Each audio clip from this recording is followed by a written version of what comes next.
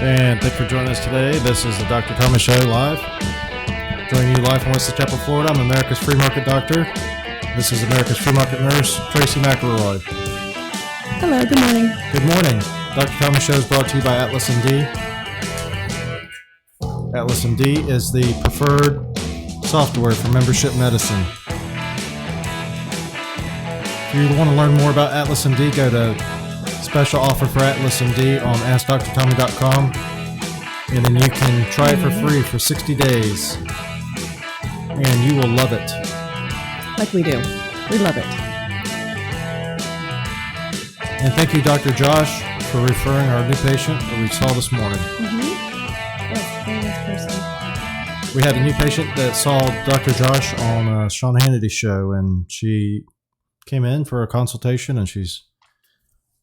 Wait, has she called before? I don't know. Because, that happened in the past, remember? We talked to someone in the past about that. I think it was somebody from Plant City. It might be the same lady. It might be.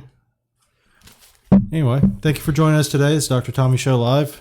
And if you haven't joined us before, we welcome you, and subscribe on YouTube if you want to learn more about membership medicine and all kinds of other things. Like today, we're going to be talking about a movie review for a movie called Sea of Trees. And then we're also going to talk about some gardening, things that you can grow in your garden, and also talk about chickens, and then some different cooking ideas for plantains. And the first thing I want to do is review this movie, Sea of Trees. So we're just going to watch the trailer. When did this movie come out? 2015. Was it in the theaters? So I have another showing tomorrow. How about a quick lunch and I can pick up something on the way over? Tomorrow I'm pretty busy. You don't care. Your mind's always somewhere else. What about you, Arthur? My article? Yeah. It's a fantastic article. Have you read it, Joe? No. She doesn't read my work. Well, you think it's right that your wife does all the heavy lifting so you can pretend to be an intellectual? Here we are, the lake house. I love that lake. Yeah, you did. It's my paradise. Why can't you just be happy for me? Because I'm too busy feeling bad for myself. The MRI detected a small mass. How risky is the surgery? It's a highly invasive procedure. You believe in God? I'm a scientist. God is more our creation than we are His. If God is not waiting for you on the other side, who is? Oh, I didn't know that. The director of Good Will Hunting. Fighting. No. I didn't pay attention to that last night. It is during our darkest times that our loved ones are closest. I don't want to die, Arthur. In some cold, empty room surrounded by people who are only there because it's their job to be.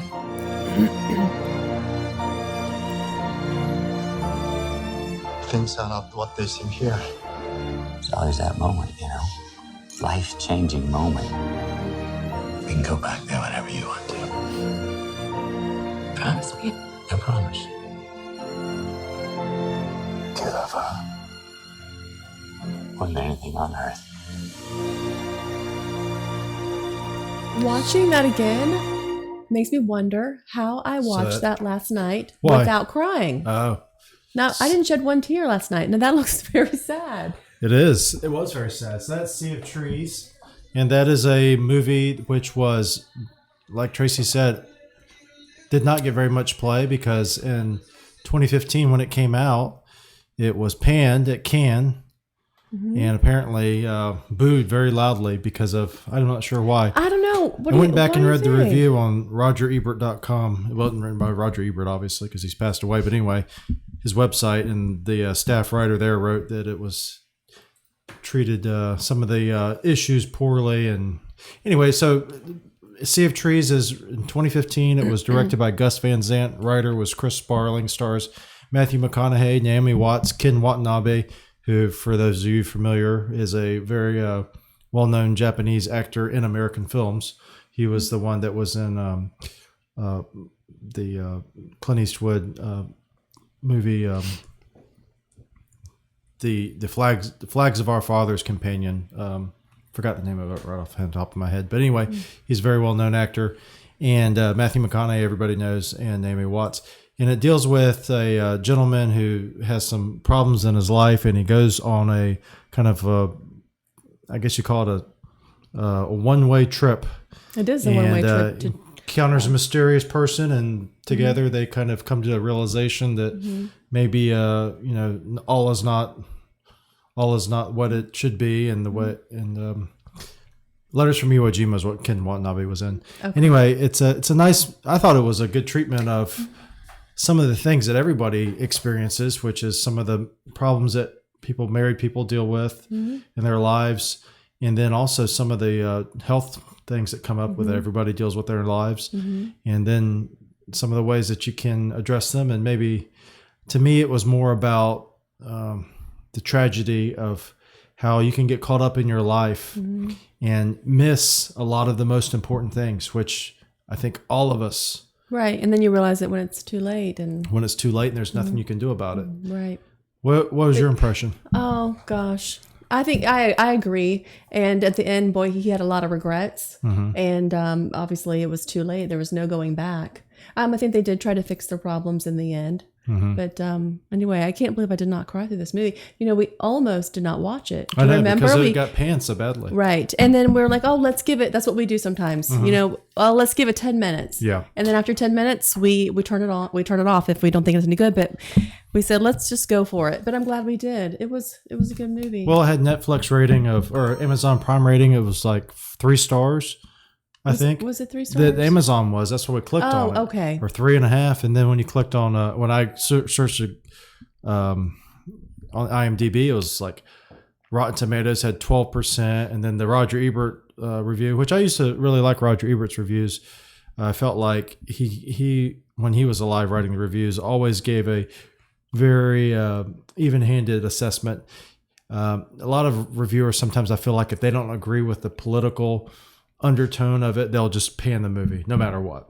Well, why do you think they panned this movie? They said that it treated the subject matter of illness and depression, and they said it was just not treated right, which is I thought they did a good job. They said the dialogue was a little long, which I agree. It was a little long. But I believe the acting part of Matthew McConaughey, which I am not a huge fan of some of his movies, mostly the romantic comedy movies, but well, I'm not a fan of Matthew McConaughey, but we have seen a couple movies recently that I enjoyed his character. Well, he was in Inception. No, he was in the movie about Interstellar. Right. That was a pretty good movie. And then he was in this movie. And I thought he did a good job. So if you want to check it out, it's on Amazon Prime. It's Sea of Trees. And Naomi Watts I thought she did a great job too. And she did a good job. I noticed Naomi Watts had her own assistant. She had 2 assistants. And she had her own hairdresser and something else. I wonder if...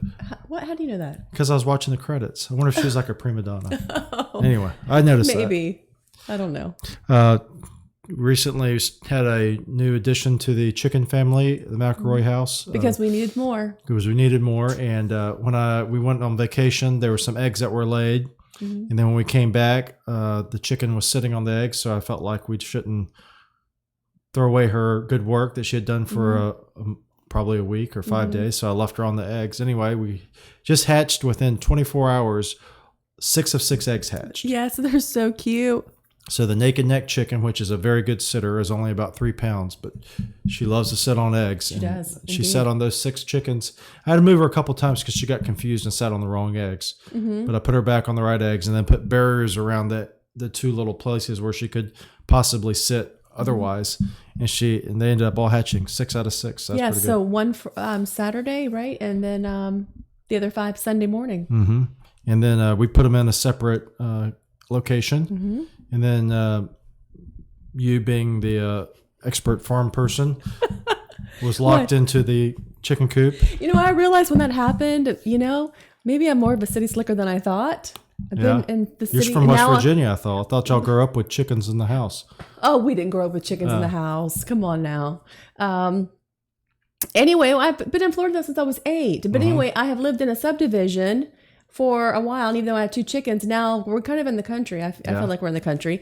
But anyway, yes, I did have a little... So tell them what happened. No. I'll tell them if you're not going to tell them. So Martin, the rooster that we have, which is a rooster which likes to get his own food because he's kind of a beta male. He gets bullied by the other roosters. He does, and I really like Martin. And so Martin, we usually feed him a little bit off the side. So Tracy was in there with the chickens, trying to put the babies in together so they don't get attacked at night by whatever. So they were put in this auxiliary coop. And then Martin comes in thinking he's going to get some food and freaks out. And then he ends up knocking over the... Shush. Oops. He ends up knocking over the prop that kept the door open, and then you got locked in. And then what'd you do? I panicked. And what? Well, it was a process. I did initially panic because I felt claustrophobic. And I look up and my phone is on the outside of the coop. So I'm like poking it through my fingers thinking, how can I get to my phone? And I took you to work since my car is in the shop. I took you to the other place. And then I thought, my throat was going to close up. Yeah. And I was going to pass out and die, and the chickens were going to peck me to death. Yeah. And anyway, I sat down and I thought, how am I going to get out of here? Am I going, maybe I could call for help, like yell, scream. So we live on an acre, so nearest person is not like next door, very close. So that I was like, that's probably not going to work. No one's going to come rescue me. And then I just decide, you know what? I'm strong. I'm going to kick this dang door down. And down it went almost. Yes, I can kick pretty high up too. Yeah, I was impressed with myself. Yeah. So anyway, so I kick it open. Yeah. Probably a good 5 or 6 kicks, and sure enough, I was freed. I'm gonna live. And then you called me. And then I call you and say, well, no, I text you, and then you called me, and I said, in my text message, I got locked up in the chicken coop, and I had to kick down the door, and you said, well, why don't you just pull that white string that was hanging? And I'm like, what white string? You said there's a string. And anyway, you called me and told me there's a pull cord, whatever. And I'm like, what? Yeah. So I didn't believe that. I did not see it. So I go outside and sure enough, I went back into the coop and there's a string that I just could have pulled. That I put in there because I envisioned that someday the door may shut on you while you're in there. So why not put a string at every door that leads out to the coop? What a great idea. That way, if you do get locked in, you're not stuck for 12 hours with the chickens pecking your eyes out. Yeah. And anyway, I was kicking, right? I was kicking where the lock was at, and which was right where the string is at. Yeah. But I am very flexible. I can get my legs up high, and I'm pretty damn strong. Yeah. And you I saved myself. You did kick it down. I did. And now. The reason we did all that is, the reason we're going to have the chicken coop is because now I'm going to put up a fence because we're going to start our garden finally because the chickens won't annihilate. And so you have some gardening tips for us today? I do. Yeah. So we attempted a garden already this season. And the chickens ate it. Chickens ate it. But my mom emailed this to me. She follows the Farmer's Almanac and she swears by it. And, she has great produce that comes from her garden. But anyway, right now you can plant outside. You don't have to plant them inside and then transfer them, but you can do eggplant, melon, okra, onion, peas. What kind of peas? It looks like summer peas, they call them. Black-eyed peas. I guess. Yes. Yeah. Well, you know what? Black-eyed peas are should be ready to pick, I thought. You can plant black-eyed peas almost all year round. Okay. Peppers, bell peppers, potatoes, white and sweet, pumpkins, and watermelon. Have you tried growing pumpkins before? I have, and I never was able to grow pumpkins. I know. I've never been successful either. Or watermelon. I've grown nice watermelon plants, but I never grow. And then I'll get a nice watermelon, be about the right size, and it'll rot. Yes, that's happened to me too. And I've been told to put a piece of cardboard up underneath of it or to rotate it. Yeah. They grow them like gently. Crazy in Gainesville. I don't know why we can't grow them down here. But I've never been successful with watermelon. And I've grown cantaloupe, but they never get really big. Yeah, same problem with me. I had mildew on them. Yeah. I've grown eggplant now. Eggplant, if you're interested in growing eggplant, loves the heat. Eggplant, you can almost not plant hot enough. I think if you were able to plant eggplant on Venus, that they would grow on Venus because they love the heat. Oh, we should maybe try growing them just to share. I don't personally care for eggplant. I grew them before and gave them to Carolyn Nicolosi, who was the assistant dean at University of South Florida College of Medicine. Me and Spencer and I grew them. And she sent Spencer an email and said, this is the best damn eggplant she's ever had. Oh, that's awesome. And her husband's Italian. So. Oh. Yeah, I've tried eggplant several ways, and I just don't care for it. And I remember I tried mini eggplants, Yes. and they're very bitter. Well, you have to soak them in buttermilk. Oh, I've soaked them in salt water, but Yeah. I've never heard of buttermilk. But Yeah, buttermilk is what I've heard. But yeah, I agree. I don't. Eggplant's okay, but that's not my favorite. But they're great plants to grow, and they grow, like I said, they love the Florida heat.